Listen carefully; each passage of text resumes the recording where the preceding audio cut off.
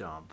First of all, what's the environmental danger involved? I mean, nobody wants to have a pound of a manure pile, especially a large one around there. But what's the environmental danger for something like this? And again, it's a very, very large one. Our estimates from our field reports are 9,000 cubic yards.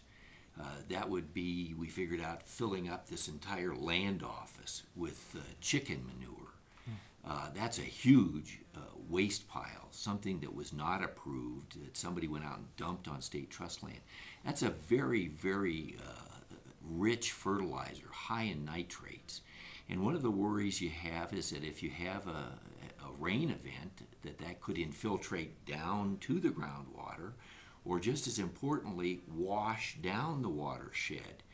Many of the commercial chicken operations also use drugs in the feed and in medicating the chickens. So the real worry also is potential contamination of that waste on the site that would also contaminate potentially the groundwater or downstream. We believe there's about 20 acres that are involved here. And my real concern is that if that has caused severe damage to that land, who's going to pay to clean it up? Well, I'm absolutely determined the people that caused the problem. The money that comes from these sites goes to support our public schools, universities, and hospitals.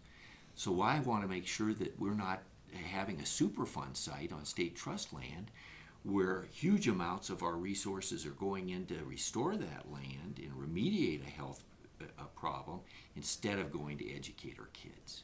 And let's make sure that I've got this straight. The land itself that's it's got largely covered in manure. This is state land. It was leased, right? It's state trust land. So it's not private land. It's not like some guy said, okay, it's my land. I can do what I want with it. This is state trust land, and that is what's so worrisome. And we find no record of any approval of this process.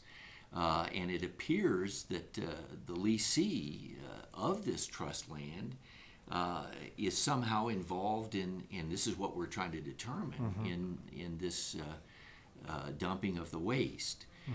I'm absolutely committed to finding out who did it and holding those people responsible for cleaning it up so our public doesn't end up footing the bill. How does one clean up this much manure?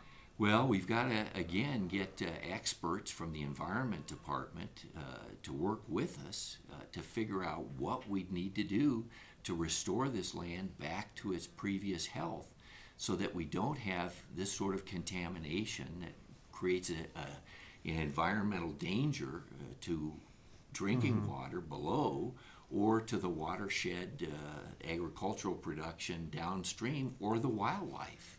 I mean, conceivably, do you bring in trucks and bulldozers and put the stuff in the back of a truck? Then what do you do with that? Well, that's exactly right. And the question is, where did it come from? Was someone being paid to pick this waste up and dispose of it appropriately? And instead it landed on state trust land. So we'll be working with the local authorities. This showed up apparently in 2009 because somebody flew over it, saw 7 tracks 100 yards long of a substance they didn't understand what it was and called the code enforcement people down in the area. And they found it on trust land, alerted apparently the land office in 2009. Here's a crucial question. How much do you, after you've looked from what you can gather, how much will it cost to clean this mess up? Well, that's the $64,000 question, and that's what we've got to determine and probably go through a legal process to make sure that whoever did this is held responsible and that they foot the bill, not our taxpayers, and that the money that should be going to our schools' education isn't diverted into cleaning up chicken waste. So you're still in the investigative process in many ways. What kind of timeline do you think we're talking about here until we get a definitive answer? A, what happened, and B, most importantly, what to do? We're moving as quickly as possible. So over the next several months, we should have, or weeks, we should have more concrete answers. and be able to then go after the individuals that are responsible for this. We're moving as quickly as we can. Have you contacted Mr. Orozco? Our field staff, I believe, is in the process of trying to contact the leasee of this land. Could you just, is there anyone there? I mean, if you send a field officer out there just to camp out, eventually would someone have to show up, or is there no structure there? There's a trailer that's been abandoned on the site that's decomposing on the site, and there's no authorization for that either. So when our field folks went out recently to evaluate the site after we learned about it, there was no one there. And so we're looking for the leasee to see if he can shed light on who dumped this and where the responsibility lies. About a month ago, Channel 13 did the story on the River of Tires. Now you've got the chicken manure Yes. that's practically knee deep down in Indiana County. Do you see a pattern here? Well, I see a pattern of abuse of state trust lands, because when I learned about the tire dump on trust lands earlier in the spring, this apparently had been something that on the last day of the previous administration, the previous land commissioner wrote a one-page document touting this as being the tire dump, a great project in terms of soil erosion. Well, that's just nonsense. It's a tire dump, and we think there are in between 150 and 250,000 dumped tires out there. And a horrible risk to the community of Wagon Mound adjoining it, as well as to the state. If that ever caught on fire, that could burn for months. It would be a chemical fire. And out in California, there was one a couple of weeks ago that just resulted in a horrendous mess. And so we're working hard legally to hold that individual, who was the leasee on that site, responsible. What's the latest on the progress there in cleaning up the tires out in Wagon Mound? Well, we've initiated the legal aspects of that, and that will follow through and hopefully result in the land office being paid to clean that mess up, to remove the tires. And just as importantly, it's a quarter of a mile long. You can see it from outer space on the satellites to restore the health of that land, because these tires seem to have also caused more erosion rather than less. And I'm a veterinarian, and one of the problems we have in New Mexico is West Nile virus.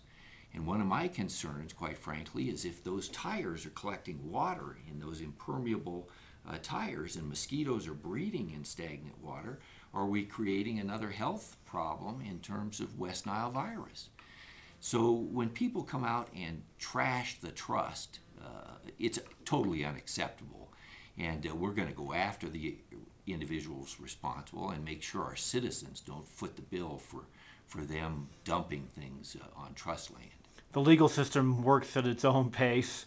Is there a way that you could expedite things and try to get this resolved as quickly as possible? Well, we'll be working with the Environment Department on the chicken waste issue. We are working with the Environment Department on the tire dump. The money would have to come from someplace, and we all know what tough economic times there are.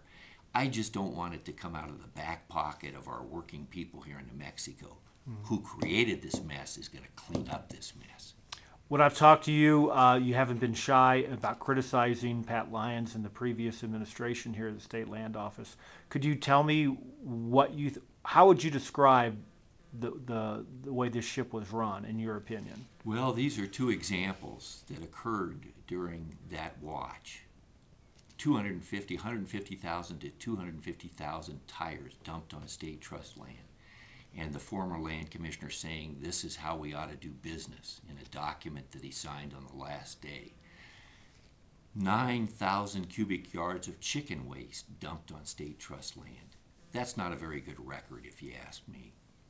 I imagine that Mr. Lyons would defend himself by saying, well, I'm not sure what the defense would be, but what about people would say this is a political thing? You didn't like Pat, and a lot of your campaign was based on criticism of Mr. Lyons, and that this is just a feud that's gone over extended into your tenure? You'd have to ask Mr. Lyons as to the advisability of these dumps. This has nothing to do with Mr. Lyons on a personal level. This has to do with people dumping things that are inappropriate on state trust land, potential Superfund sites that would result in huge amounts of money going out to remediate them. That's money that doesn't go to support our public schools, universities, and hospitals.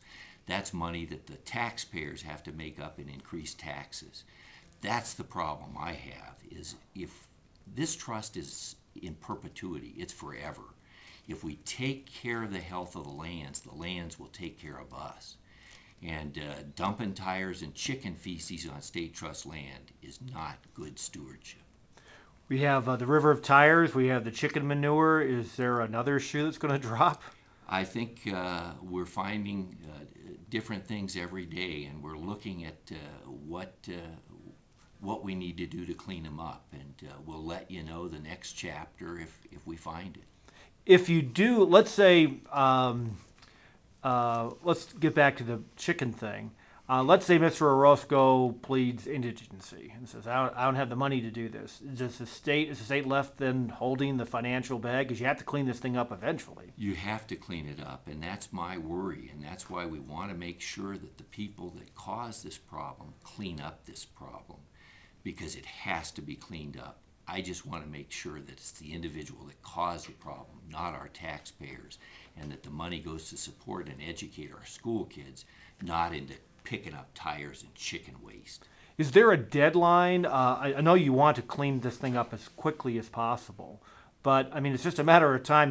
We've gone through a drought, but it's a matter of time before we do get a big rain event. I mean, do you in your mind say, let's get this done one way or the other by 4th of July, August 1st, Labor Day? It's, again, going through the legal system, working with the Environment Department. I'm pushing this hard, and so this is one of my priorities. So we're going to make sure it happens much sooner rather than later, because we need moisture in New Mexico. What we've learned in New Mexico oftentimes is you get half of the year's rain in 2 hours. Now that could be catastrophic in terms of 9,000 cubic yards of chicken waste being flushed downstream. We've got to address that, and that's why we're being aggressive with this. And I hope you will get the opportunity to visit with former Commissioner Lyons as to the appropriateness of tires and chicken waste on state trust land. We'll contact. Ray Powell, thank you very much. Thank you for your interest and your time. Okay. Okay, thanks. Appreciate it.